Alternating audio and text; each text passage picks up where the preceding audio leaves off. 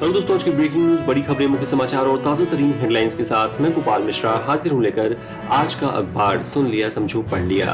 दोस्तों आज तारीख है 5 दिसंबर 2022 और दिन है सोमवार। आज की लेटेस्ट न्यूज अपडेट्स में हम जानेंगे दिल्ली एमसीडी चुनाव में 50% वोटिंग। आज गुजरात में हो रहा है चुनाव। 300 मौतों के बाद ईरान में खत्म हुई मॉरल पुलिसिंग। भारत ने हाथ में आया मैच गंवाया, बांग्लादेश ने 1 विकेट से दी शिकस्त। अक्षय कुमार सेक्स एजुकेशन पर करेंगे फिल्म और ऐसी तमाम बड़ी खबरों पर डालेंगे नजर। तो चलिए फटाफट शुरुआत करते हैं आज के रोचक तथ्य के साथ। आपने वॉकिंग के कई फायदे सुने हैं, लेकिन क्या आपने कभी रिवर्स वॉकिंग या उल्टा चलने के फायदों के बारे में सुना है? दरअसल सीधे सैर से ज्यादा फायदेमंद उल्टी सैर होती है। इससे हमारे दिमाग और शरीर के बीच अच्छा बैलेंस बनता है। रोजाना 20 से 30 मिनट रिवर्स वॉक करने से kidney, high blood pressure, mental health और डायबिटीज से जुड़ी परेशानियों में आराम मिलता है। इसके अलावा इससे घुटनों के दर्द में फायदा मिलता है और पैर मजबूत होता है। साथ ही इससे वजन भी तेजी से घटता है। अब सुनते हैं देश दुनिया राजनीति की सभी बड़ी खबरें। दिल्ली नगर निगम यानी एमसीडी के सभी 250 वार्डों के लिए रविवार को 5:30 बजे वोटिंग खत्म हो गई। चुनाव आयोग के मुताबिक इस बार करीब 50% मतदान हुआ है। हालांकि यह फाइनल आंकड़ा नहीं है। 2017 में 53.55% मतदान हुआ था। यानी अब तक के आंकड़ों की तुलना करें तो इस बार 3% तक कम वोटिंग हुई है। नतीजे 7 दिसंबर को आएंगे। इस बार भाजपा और आप के बीच कड़ा मुकाबला है। वहीं आज गुजरात विधानसभा चुनाव के दूसरे चरण में 14 जिलों की 93 सीटों पर मतदान होगा। इन जिलों में गुजरात की राजधानी गांधीनगर, अहमदाबाद, वडोदरा और दूध उत्पादन के लिए विश्व प्रसिद्ध आणंद भी शामिल है।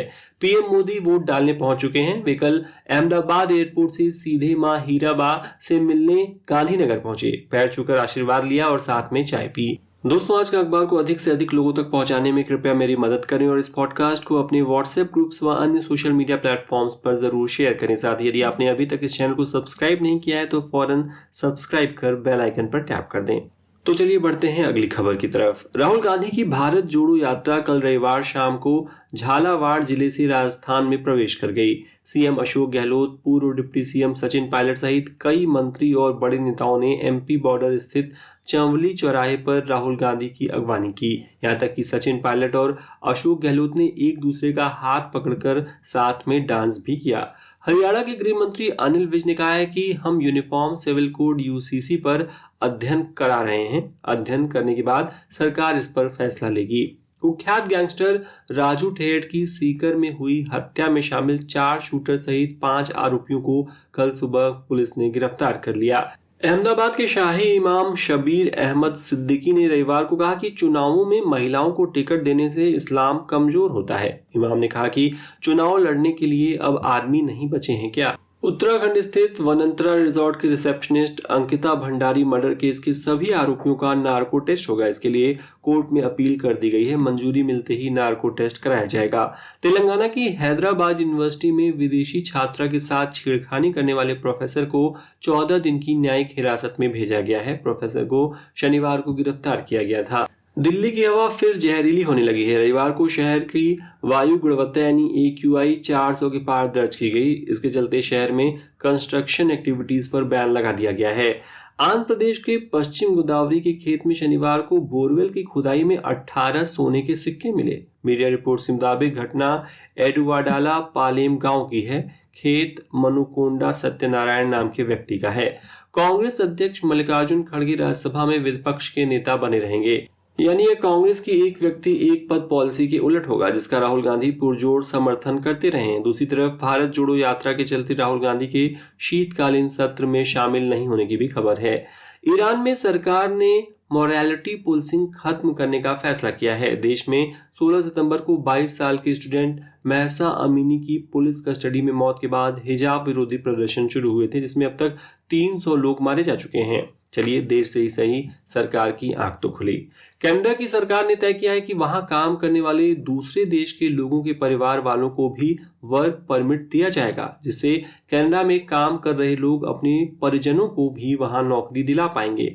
ये परमिट केवल अस्थायी कामगारों के लिए ही होगा। इसके अगले साल से लागू होने की पूरी उम्मीद है, जिससे 2 लाख विदेशियों को फायदा होगा। अमेरिका की करीब 34 करोड़ आबादी में केवल 45 लाख भारतीय हैं। इसके बावजूद भारतीय समुदाय अमेरिकी मीडिया में हमेशा छाया रहता है। इससे अमेरिका का दक्षिणपंथी और वर्चस्ववादी तबका चिढ़ गया है। इसका एक धड़ा अमेरिकी राष्ट्रपति जो बाइडेन पर भारतीयों को स्पेशल ट्रीटमेंट देने का आरोप लगा रहा है। उत्तराखंड के पिथौरागढ़ में भारत नेपाल बॉर्डर पर रविवार को तनाव बढ़ गया। खबर है कि नेपाल की तरफ से भारतीय मजदूरों पर पथराव किया गया, जिससे भगदड़ मच गई। मजदूर अपनी सीमा में काली नदी पर तट बनाने का काम कर रहे थे। म्यांमार की मिलिट्री कोर्ट ने 7 छात्रों को सत्ता के खिलाफ प्रदर्शन करने के आरोप में मौत की सजा सुनाई है। ये सभी छात्र म्यांमार की ड्रैगन यूनिवर्सिटी के बताए जा रहे हैं। अमेरिका ने धार्मिक आजादी का उल्लंघन करने वाले 10 देशों के खिलाफ कार्रवाई की है। इनमें पाकिस्तान, चीन और रूस भी शामिल हैं। इन देशों को countries of particular concern CPC की लिस्ट में डाला गया है। 29 नवंबर यानी मंगलवार को उत्तराखंड के औली में भारतीय सेना और अमेरिकी सेना युद्धाभ्यास कर रही थी। इस दौरान चीनी कैमरा से लैस बाज कमांडो अर्जुन ने आसमान में उड़ रहे एक ड्रोन को मार गिराया। अब चीन की निगरानी के लिए LAC पर इस बाज की तैनाती होनी है। रूस ने क्रूड ऑयल पर $60 प्रति बैरल के प्राइस कैप को मानने से इनकार कर दिया है। हाल ही में यूरोपियन यूनियन और द ग्रुप ऑफ 7 यानी G7 नेशन और ऑस्ट्रेलिया ने रूसी क्रूड ऑयल पर यह प्राइस कैप लगाया था। क्रेमलिन के प्रवक्ता दिमित्री पेस्कोव ने कहा, हम प्राइस कैप को स्वीकार नहीं करेंगे और हम मूल्यांकन खत्म होने के बाद आपको सूचित करेंगे। अब सुनते हैं खेल जगत के मुख्य समाचार। टीम इंडिया को बांग्लादेश के खिलाफ वनडे सीरीज के पहले मुकाबले में 1 विकेट की करारी हार झेलनी पड़ी। अभी 2 और मुकाबले होने हैं। बांग्लादेश ने टॉस जीतकर पहले फील्डिंग करने का फैसला किया। भारत की पारी 41.2 ओवर में 186 रन पर ही सिमट गई। KL राहुल ने सबसे ज्यादा 73 रन बनाए। विराट कोहली 15 और रोहित शर्मा 27 रन बनाकर आउट हुए। बांग्लादेश की जीत के हीरो और man of the match Mehidy Hasan Miraz और मुस्तफिजुर रहमान रहे, जिन्होंने आखिरी विकेट के लिए 54 रनों की शानदार साझेदारी की। टीम ने 136 के स्कोर पर 9 विकेट गंवा दिया था। बांग्लादेश की ओर से शाकिब अल हसन ने सटीक गेंदबाजी की। उन्होंने 36 रन देकर 5 विकेट चटकाए। खराब फॉर्म में चल रहे ऋषभ पंत को कल अचानक मैच से चंद घंटे पहले बांग्लादेश सीरीज से बाहर कर दिया गया। बताया गया कि मेडिकल टीम की सलाह पर उन्हें आराम दिया गया है। KL राहुल उनकी जगह कीपिंग करते रहेंगे। ऑस्ट्रेलिया ने वेस्टइंडीज को पहले टेस्ट में 164 रन से हरा दिया। पर्थ में 499 रन के टारगेट का पीछा करते हुए विंडीज टीम 5वें दिन 333 रन पर ऑल आउट हो गई। दोनों पारियों में शतक जमाने वाले ऑस्ट्रेलिया के लाबुशेन को प्लेयर ऑफ द मैच चुना गया। फुटबॉल वर्ल्ड कप में नीदरलैंड ने अमेरिका को 3-1 से हरा दिया। इस जीत के साथ ही नीदरलैंड ने क्वार्टर फाइनल में जगह बना ली। दूसरे प्री क्वार्टर फाइनल में अर्जेंटीना ने ऑस्ट्रेलिया को 2-1 से हरा दिया। अर्जेंटीना के कप्तान लियोनेल मेसी ने अपने 1000वें मैच में 1 गोल किया। इसी के साथ मेसी ने वर्ल्ड कप में गोल करने के मामले में पुर्तगाल के क्रिस्टियानो रोनाल्डो को पीछे छोड़ दिया है। भारत के नंबर 1 बैडमिंटन खिलाड़ी लक्ष्य सेन, उनके परिवार और पूर्व राष्ट्रीय कोच विमल कुमार पर उम्र संबंधी धोखाधड़ी और फर्जीवाड़े का मामला दर्ज कराया गया है। आरोप है कि कॉमनवेल्थ गेम्स के मौजूदा चैंपियन ने अपने भाई चिराग के साथ मिलकर उम्र में हेराफेरी की थी। ब्राजील के दिग्गज फुटबॉलर पेले के हेल्थ को लेकर अल्बर्ट आइंस्टाइन हॉस्पिटल की ओर से अपडेट दिया गया है। हॉस्पिटल के मुताबिक पेले की हालत स्थिर है और वह प्रतिक्रिया दे रहे हैं। बता दें कि वे बॉल कैंसर से जूझ रहे हैं। भारत के युवा शटलर अनीश थोपनानी ने बैडमिंटन एशिया अंडर 17 और अंडर 15 जूनियर चैंपियनशिप में सिल्वर मेडल जीता है। रविवार को थाईलैंड में अंडर 15 सिंगल्स में खेले गए फाइनल में उन्हें चीनी ताइपे के चुंग सियांग ए से हार का सामना करना पड़ा।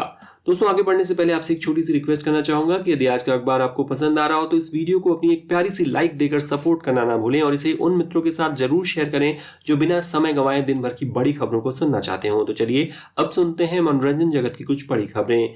ह्यूमंस ऑफ बॉम्बे को दिए एक इंटरव्यू में आमिर खान ने कहा कि जब वो 10 साल के थे तो उनकी फैमिली को काफी ज्यादा आर्थिक दिक्कतों का सामना करना पड़ा था। उनके पिता ने एक फिल्म बनाने के लिए ब्याज पर कर्ज लिया था जो 8 साल तक नहीं बन पाई। आमिर ये कहते हुए काफी इमोशनल हो गए और कुछ देर के लिए इंटरव्यू छोड़कर भी चले गए।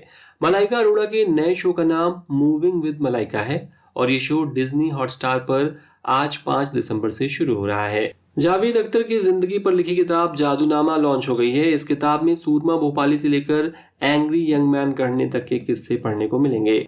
बाहुबली में भल्लाल देव का किरदार निभाने वाले राणा दागुबाती का सामान फ्लाइट से गायब हो गया। इससे नाराज होकर उन्होंने सोशल मीडिया पर इंडिगो एयरलाइंस की काफी आलोचना की है। अक्षय कुमार ने हाल ही में अपने अपकमिंग प्रोजेक्ट्स के बारे में मीडिया से बातचीत की।